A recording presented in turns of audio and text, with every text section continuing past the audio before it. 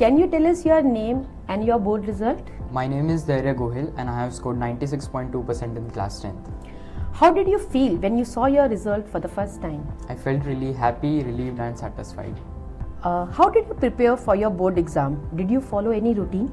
There was no specific routine, but I used to follow what my teachers used to tell me. I went with the flow and I made sure that I was enjoying what I was studying. How was your experience at Infinity Scholar Hub? My experience was really great. The faculty was available for me anytime. I really enjoyed being at Infinity. The environment was really playful and I liked being at Infinity and at the same time excelling in studies. Is there any specific thing which really helped you from this institute? Yes, the weekly tests really helped me. They helped me build the exam temperament and manage time in real exams. Would you like to give any message for the upcoming class 10 students? Yes. For their preparation. एक minute हाँ मुझे करना था हाँ. Would you like to give any message for the upcoming class 10 students for their board preparation?